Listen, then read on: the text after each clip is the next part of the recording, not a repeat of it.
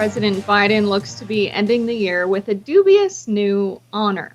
A Gallup poll shows Biden's approval rating at a paltry 39%. Trump's approval rating sat at 45% at this point in his presidency in 2019, while Obama's was 43% in 2011. The polling is a grim reminder as Biden attempts to win re-election that many people in cohorts Democrats generally win are not satisfied with the president. A new Morning Consult poll shows that Trump now leads Biden among 18 to 24-year-olds. Worse still for President Biden, he's bleeding support amongst Black and Hispanic voters. Trump also maintains a narrow edge among independents. This comes as Trump has gotten a big boost from his high-profile removal from Colorado's ballot. Conservative commentator Charlie Kirk posted on X that 7 in 10 Americans believe that Trump's 4 indictments are political. Nearly 6 in 10 believe Biden is involved, including 54% of Black people and 58% of Hispanics. The witch hunt of President Trump has backfired. Do you think there's some truth to that, Jessica? Certainly, going after Trump in this way has made him more popular among conservatives. It made him more likely to prevail. Maybe he was already very likely to prevail, but it crushed any momentum that DeSantis had going for him some months ago. The rallying around Trump on the right has been pretty remarkable. Seems like he's going to sail to the nomination. He will be the Republican candidate. Obviously, anything can still happen, and Nikki Haley's having a bit of her own surge. But there was a real rally around Trump effect because of all these investigations, indictments, prosecutions. The question is, what do you think? Is this actually making Americans who he needs to win to his cause feel sympathy for him? Do they think it's a political witch hunt? I really think this is the result of Joe Biden losing the Democratic Party and many people not knowing where else to go other than the other guy in our two-party system. I honestly think it's backlash for Joe Biden's handling of the war in Israel-Palestine and his handling of Israel's behavior after October 7th and their response to the attack by Hamas. And I think people are sick of seeing the United States spend so much money on defense in wars that may never end, in wars that many Americans see us having no business being in. I really think this was Joe Biden's race to lose. These are people that have been loyal to the Democratic Party for quite some time. The Arab American vote, he's saying he's now losing. When you look at the 18 to 34-year-olds, I don't think 18 to 34-year-olds are moving to the right, are moving towards Donald Trump. I do think they're moving away from Joe Biden. And when they're asked in a poll who they'll vote for, I think many of them will say Donald Trump just because he's not Joe Biden. And they're quite angry with Joe Biden right now. So what does this mean come times for casting actual ballots in 2024? I think it means we're going to see way more people go third party, and the race might not look exactly like it does today between Biden and President Trump being the presumed winner for the Republican nomination. I think we're going to see some pretty viable third-party candidates, whether they're running as independents with the Green Party or otherwise.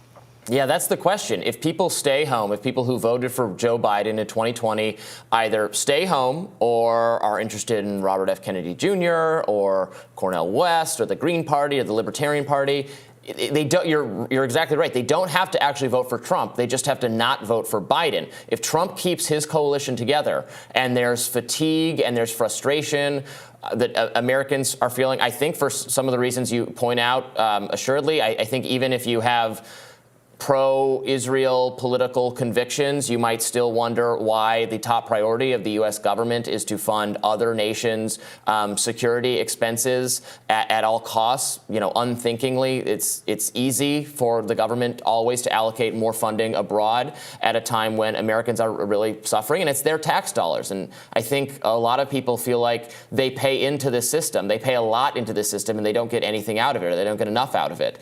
And then we obviously have different we disagree about, what policies are the right way to address that, but the frustration is real, and it's a frustration with Joe Biden. It's a concern about his age. That's the most bipartisan issue you can find. You can find a majority of Democrats are concerned about his age, to say nothing of Republicans and independents.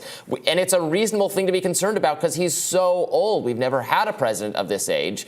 These concerns, were present last time around on the debate stage. Now he's not really participating in debates so far whatsoever. He won't, bother to debate Marianne Williamson or Dean Phillips or anyone else who is running against him.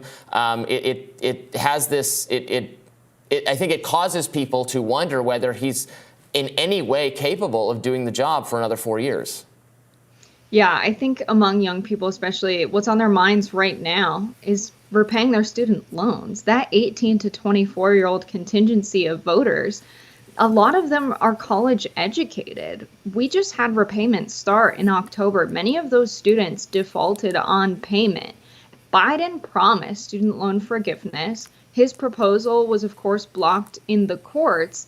And I think many people criticized him for taking this legal approach because there were perfectly viable alternatives under the Higher Education Act of 1965. It almost seemed like he failed on purpose. This was a huge campaign promise. You can't go back on your biggest campaign promises and expect to win. Biden is not someone who won because he was a personality vote. In many ways, people voted for Donald Trump because they liked his attitude, which is actually a good reason to vote for a president. You care about their attitude because that tells you how they're going to make decisions. Biden can't run that way, not only because he's so old, but he doesn't have much of a personality to run on. He had to run on policy, and then he got in office and didn't deliver on those policies. You can't expect a guaranteed re-election with that strategy of governing. Biden needed to deliver on not only student loan repayment, but also improving the economy for everyday working people. He promised to be a union president. We've seen some good reforms from the NLRB, but I don't think anyone credits Biden for those reforms. He's had union leaders come and visit the White House. That doesn't do much for everyday working people, especially when he's not promising anything in those meetings, which we know very well he's not. And so I think he's just failed everyday working people and failed young people. And the Democrats needed those votes in 2024. Yeah, it makes me start to wonder if the Democratic coalition is just unmanageable. Because I hear you on the issues you're talking about. I have no doubt that a lot of young people, of course, support student loan repayment, are very upset about. Support student loan cancellation, debt cancellation, support, are furious, frustrated with Joe Biden for the Middle East policy. Of course, I don't know. Maybe he would lose. I mean, I'm not inclined to vote for Joe Biden anyway.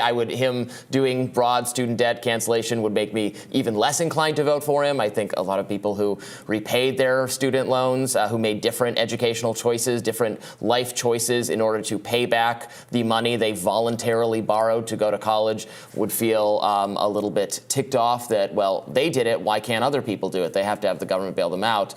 Similarly, with the Israel-Palestine issue, I mean, so some Arab voters, there's a lot of frustration in Michigan, my home state, which has a huge Muslim population. I know they're going to be less inclined to vote for Biden. But our Jewish voters are going to move into the Republican category because they see, because of their frustration with their fury at what the left has done on college campuses. I bet that's going to happen as well. So maybe there's no way all of these people can be under one roof in the Democratic Party. Yeah, I think there are many Jewish voters that are super critical of what Biden's doing in Israel-Palestine. I think, if you're a Zionist Jewish voter, you should probably be very happy with what Biden has done in his handling of Israel, supporting Israel when they're calling what they're doing defense, when it's really collective punishment of civilians living in Gaza, bombing hospitals, refugee camps, raiding hospitals, removing electricity, food, and water. I mean, their Jewish Voice for Peace has been very vocally against this. So I don't think we're going to see a mass exodus of Jewish voters from the Democratic Party.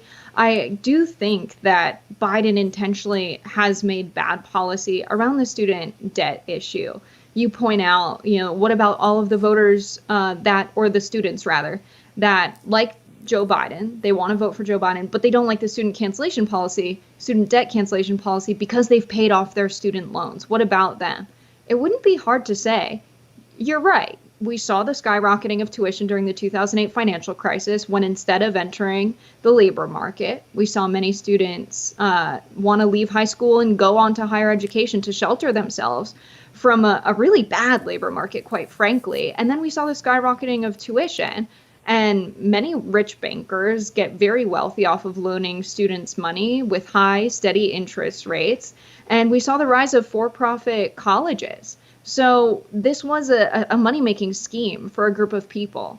The students that paid off their loans or worked really hard and paid tuition as they were attending school, which was a really difficult thing to do, they should just get a tax credit in that amount to make them whole again. Making the policies not hard, which is why I really think Biden has made bad policies on purpose. It's very clear who he's serving. He's serving, the neoliberal capitalist establishment, the same people that want to make, a bunch of money off of the political system existing as it is, having education privatized so a few people benefit and profit, while the majority of us struggle to get by and struggle to get an education when we want one. So I think, Biden's failures are really deep. And there's a whole group of non-voting people that have lost faith in the political system because of leaders like Biden who have done precisely this. And so really what we need is someone who's going to capture those voters, because I think they're ready for the taking. And the flip-flopping between Trump and Biden, who are two very different candidates, shows that there are a group of people that have political views that are not really represented by either of them. Yes, both very old, both very flawed, but it shows the power of the two-party duopoly to foist upon all Americans choices that so many millions of people are frustrated that it's this binary. But it's not actually a binary. There are other candidates, and perhaps people can take a look at what policy programs they are offering. We'll have more Rising right after this.